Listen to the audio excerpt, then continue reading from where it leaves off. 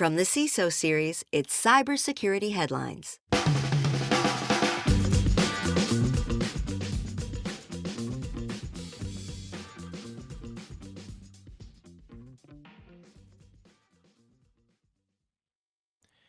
GitHub discovers vulnerability in its comments.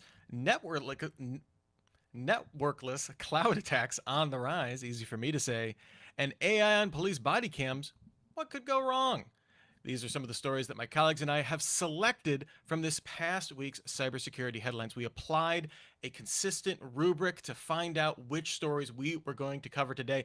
And now we are ready for some insight, opinion, and expertise from our returning guest, Christina Shannon, the CIO over at KIK Consumer Products. Christina, thank you so much for making the time being here. Can't wait to get into the news. Thanks, Rich. Ecstatic to be here. Can't wait to get started too. We will jump right into the news, but first, just want to give a quick shout out to our sponsor for today, Veracode, application risk management for the AI era. Remember to join us on YouTube Live. Do so, go to CISOSeries.com, hit the events drop down, and look for the cybersecurity headlines week in review image. Just click on it to join us. If you subscribe to us on YouTube, you can get a notification when we go live. There's all sorts of great ways to stay in touch. One of them is to contribute your comments in our chat. That's right, that we have the technology. The time is now. We'll do our best to get to them during the show. So we'd love to have your thoughts, your witticisms, your sophistry, whatever you have, put it in the comments, and we would love to hear from you. We've got about 20 minutes, though, so let's jump right into it. First up here, GitHub comments abused to push malware through Microsoft repo URLs. This is why we can't have nice things. GitHub, the workspace for developers and coders, you are probably familiar with it, has consistently been the victim of abuse from cyber bullies who look upon it as their own elementary school playground. According to Bleeping Computer, a flaw in GitHub allowed threat actors to distribute Redline Stealer malware. This was done by exploiting the comment feature that developers use when adding a commit or issue in their project.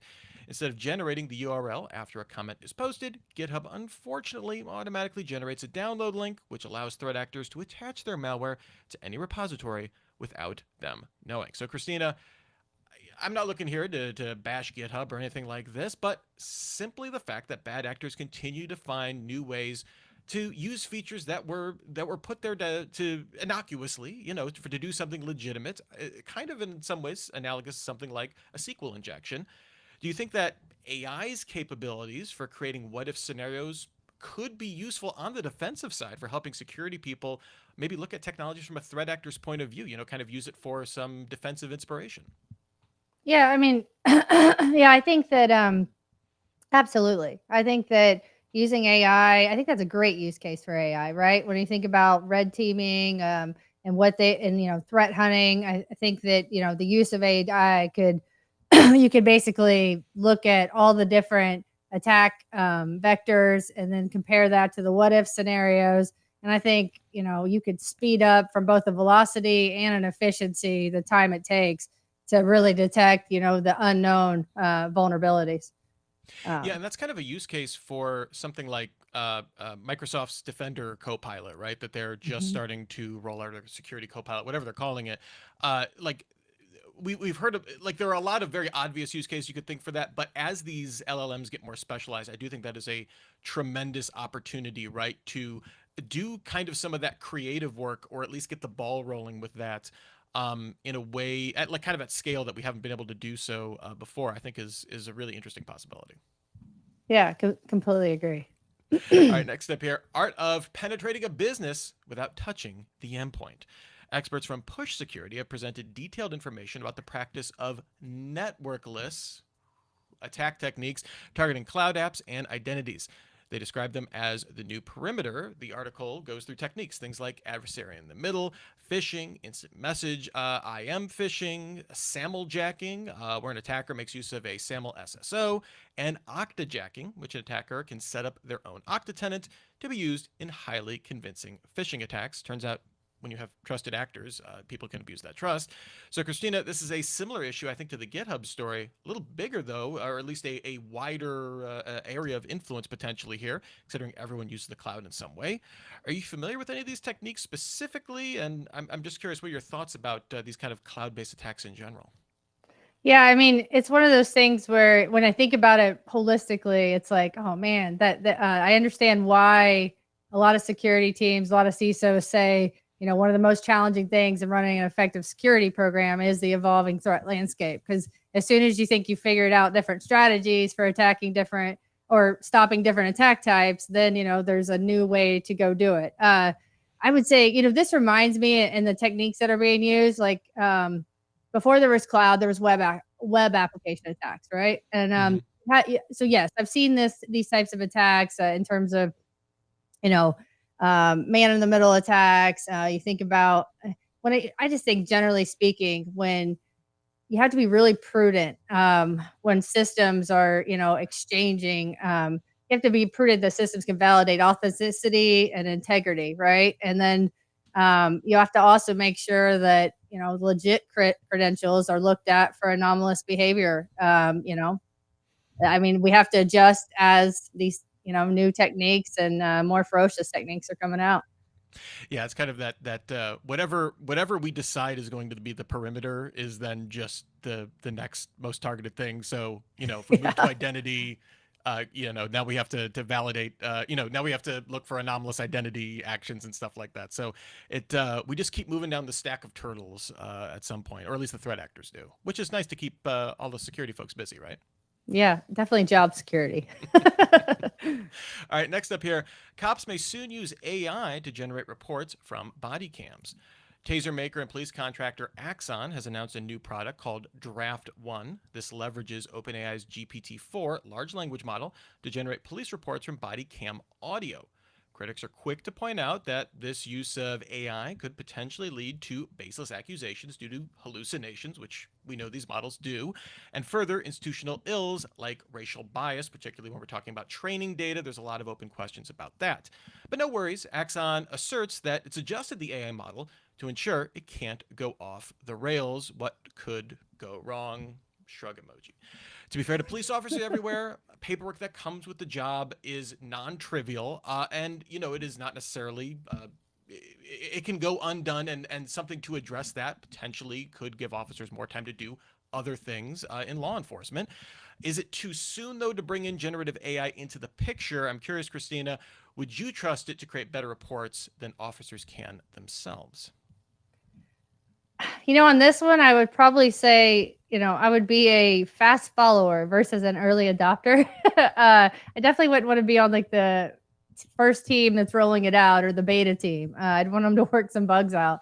I think I if I put my CIO hat on, the efficiency that they're going after, I totally appreciate the way that they're trying to, get, like as you said, police officers focused on the core of their role versus paperwork. I think that I admire the fact that they're trying to figure that out. They're trying to use technology to figure that out. I also think that you have to really get down your validation process, right? Before, when it does the translation, who's checking that before it's getting published, before it's getting used, in a court of law. I think there's a lot of things to think about. I think if you put in those guardrails and you validated and tested, it's still a really good thing. And like I said, I don't know there's ever a good time to do this as long as you understand what your, the risks and how to combat and how to manage the risks.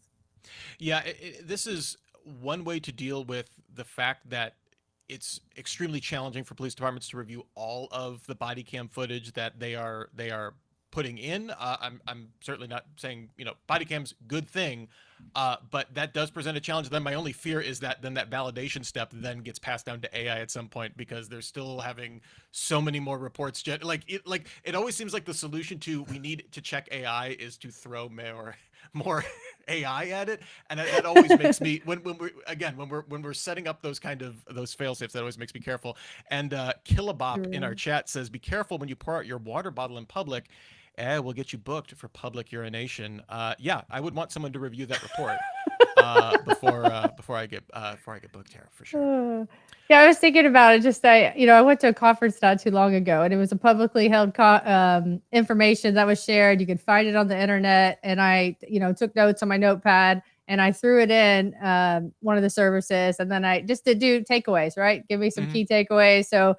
And it did hallucinate. It came back with a fact that was not mentioned at the conference, but I read it, and so that would be the key, I think, here is like who's doing the validation, who's reading the outputs. Yeah, and transparency too, right? Yeah, So that the exactly. base audio is always available for review and stuff like that. So absolutely, yeah, for sure. Next up here, Russian hackers claim cyber attack on Indiana water plant. Another week, another attack on our water infrastructure. This one was brought to you by the Cyber Army of Russia and caused what was referred to as minimal disruption at the Tipton wastewater treatment plant. This provides the city of Tipton, Indiana, with electrical power, water, and wastewater collection and treatment. Much like the recent sandworm attack on a water facility in Muleshoe, Texas, these stories seem to fade from the news cycle quickly since the damage is relatively minimal. But the knowledge about how infrastructure responds and how people respond can be of enormous value to nation state attackers who play the long game when it comes to global warfare and kind of figuring out how these attacks could work. I'm curious, Christina, what's your take on this? Well, one, I think it's scary just in the sense of, the attacks on critical infrastructure in itself is, that's a significant threat from an impact standpoint. So anytime I hear about these stories, I always just kind of shudder a little bit. But from the standpoint of how you can leverage the data for insight, I mean, I think that I think that when it's a small attack, that's what they're doing, right? If it's a nation state, they're in it for the long game. They can use the information to understand what went well, what didn't go well, and then modify their attack for the next time. And then they can rinse, repeat until they get it right, and are able to impact or to assess the damage that they're trying to do.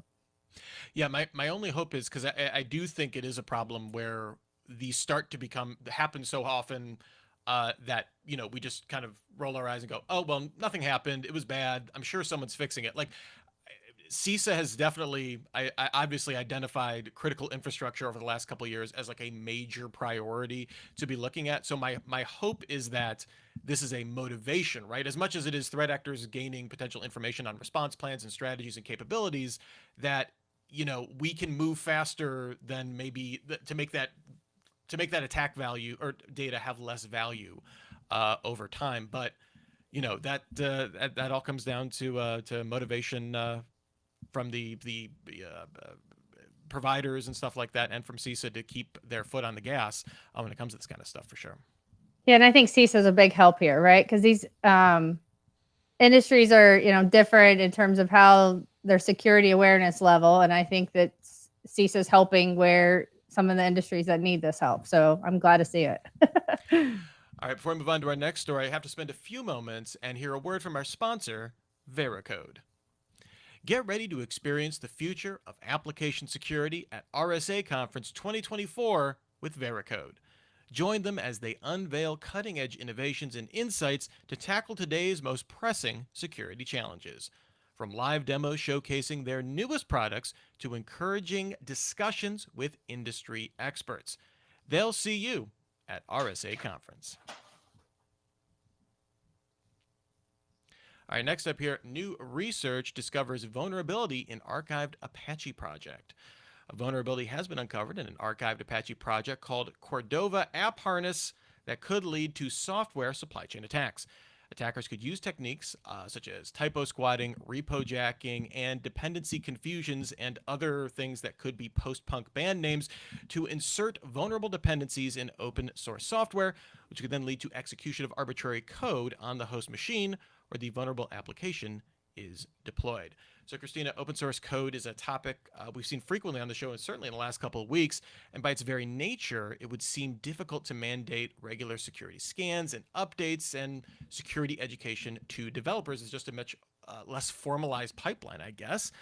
I'm curious, are there rules and policies that can be made universal, or does the nature of open source make that impossible?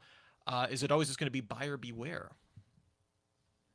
I think the nature of open source in general, right? It's decentralized. So I think that it's really hard to, put any type of rules or, regulations, obviously, but it's hard to enforce any type of regular patching or any type of regular code updates. because these are like volunteers, right, in the community. So, I mean, with that being said, I do think that, there are things that can be done.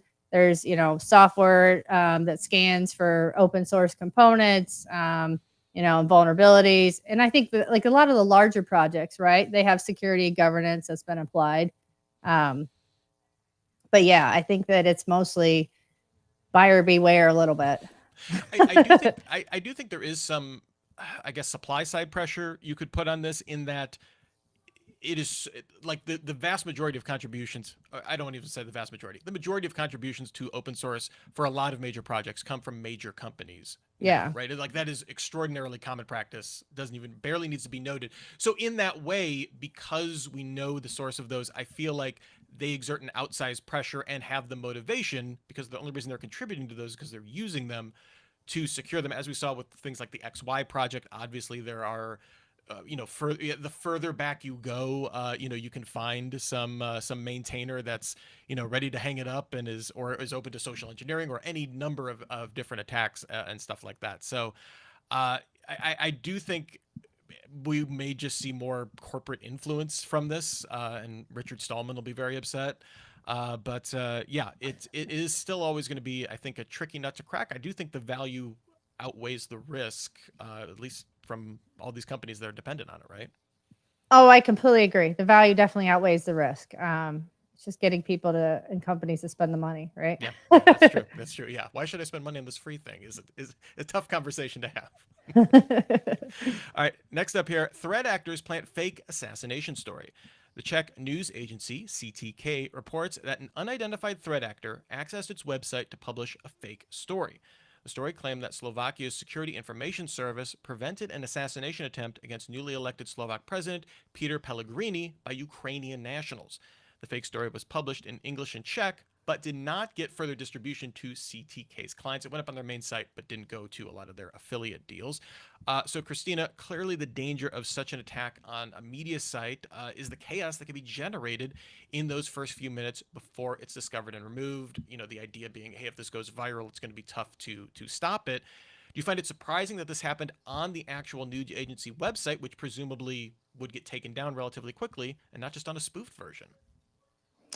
I'm not surprised, just from the standpoint of there's probably already a lot more traffic, right? Obviously on the legit site. And so I think, an attacker would choose that path to target the legit site because you could have overall more impact. Yeah, it might be taken down faster, but I think that would be the goal is, to ensure the biggest impact, right, in a short period of time. Yeah, I mean, it's just like that level. We've seen stories like this of media organizations attacked, fake stories planted, but I don't know. There's the whole geopolitical powder keg that this is playing at just seemed at another level with this attack. Yeah. All right, next up here, Chinese keyboard app flaws exposed. Last year, researchers at Citizen Lab found that the popular Sogao Chinese keyboard app failed to use transport layer security, otherwise known as TLS, which when sending keystroke data to the cloud for typing predictions. This opens the door to potential spying on typed content. However, they later have found and have just released a report that virtually all Chinese keyboard mobile apps have the same flaw, or the lack of TLS, I guess, with the exception of one pre-installed keyboard on a Huawei device. The researchers say the ease of exploiting this flaw likely means it's been exploited at scale in the wild. So, Christina, a fascinating story about hiding in plain sight, I guess. Most people are aware of the concept of keyloggers, but maybe not so much that the keyboards themselves could just be, leaky sieves of data. Given how much we hear about spyware on phones and fraudulent apps getting into legitimate app stores, how does this make you feel about, the phones that potentially employees, customers, and vendors are using? Not good, right? Because it's one of those where it's like the keyboard. I really have to think about the keyboard now. Like, okay, no, but just in general, right? The common apps, and when you think about when they're on their devices, that you're allowing access to, your corporate assets, your network. It's you have to start thinking about, do those have TLS, right? Could you have a similar issue here? As what happened here? I think you definitely have to start thinking about it. You have to start looking at what are your capabilities for monitoring. But man, that's disappointing. Yeah. Can't just go buy a keyboard. Well, and that, like, so in most of this case, System Lab reached out to these manufacturers, and a lot of, like, they said the majority of them patched, but many were not responsive.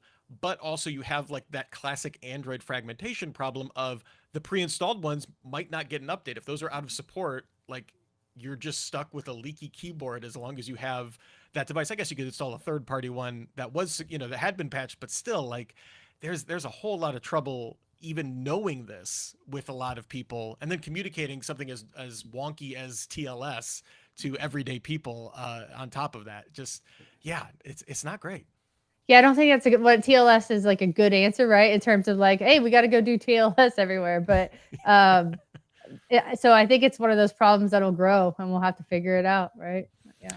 And kind of on a related note, David Cross in our chat said, "Curious, is everyone starting to mandate TLS 1.3 yet?" So let us know in the comments if you are starting to mandate TLS 1.3. A pertinent question, David, and thank you. Before we get out of here, Christina, was there any story that was a thumbs up or an eye roller for you today?